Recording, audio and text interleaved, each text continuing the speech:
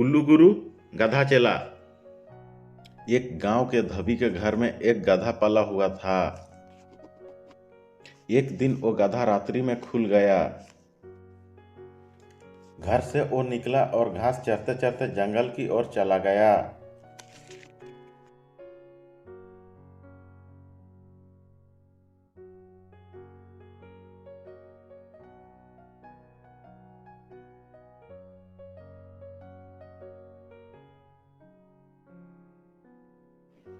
घास चरते चरते जंगल में काफी दूर निकल गया। उसका मालिक का घर वहां से मीलों दूर रह गया था। वो मार्ग भटक गया था। काफी इधर उधर भटकने के बाद जब उसे कोई रास्ता नहीं सूझा, वो परेशान होके आवाज लगाया।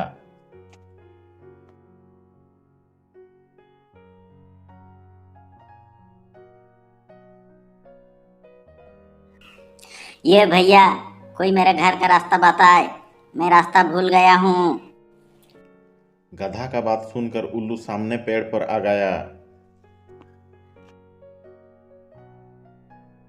उल्लू कहने लगा,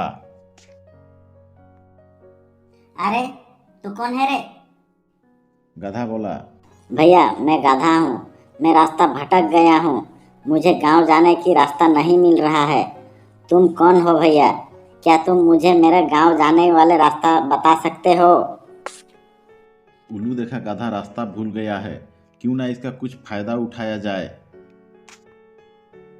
उल्लू तो दिन में सोता है और रात में भोजन ढूंढता है। उल्लू सोचा, मैं यहाँ पर कब तक भोजन ढूंढता रहूंगा, क्यों न एक गधा पर बैठकर इसे रास्ता दिखाने के बहाने इसे बेवकूफ बनाकर पूरे जंगल में भ्रमण करूं। इससे मेरा मेहनत भी बच जाएगी और मुझे भोजन भी मिल जाएगा। यही सोचकर उल्लू ने बोला, हाँ हाँ क्यों नहीं, मैं तुम्हें गांव तक पहुंचा दूंगा, पर मेरे दो शर्त हैं। पहली शर्त ये है कि तुम्हें मुझे गुरु बनाना होगा और अपनी पीठ पर सवार करना होगा। और दूसरी शर्त ये है कि मैं जैसा जैसा चलने का कहूँ तुम्हें वैसा चलना होगा। उल्लू का बात सुनकर गधा बोला, हे उल्लू भाई, रास्ता बताने वाला ऐसे ही गुरु ही होता है, और तुम तो इतना बड़ा जंगल से मुझे निकाल कर मेरे गांव पहुंचा दोगे। इससे बड़ी बात मेरे लिए और क्या होगी। आओ मेरे पीठ पर बैठ जाओ। अब उल्लू आके गधा के पीठ पर बैठ गया। अब उल्लू बन गया गुरु और गधा हो गया चेला।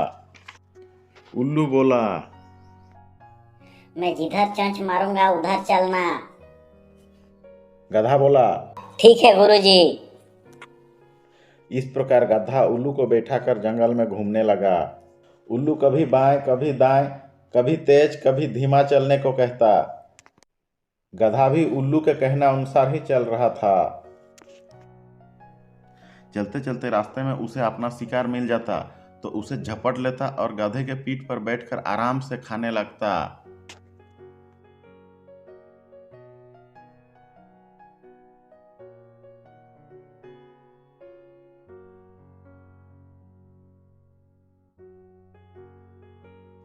चलते चलते सारी रात निकल गई। सुबह हो गया। रात्रि में गधा को दिखाई नहीं देता, दिन में उल्लू को दिखाई नहीं देता। दिखाई तो नहीं दे रही है। उल्लू चोंच मारते चला, गधा चल रहा है।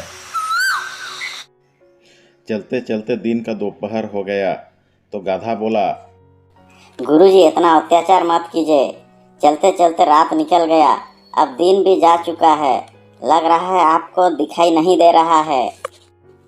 गधा का बात सुनकर उल्लू बोला, मूर्ख, गुरु की बात नहीं मानता है,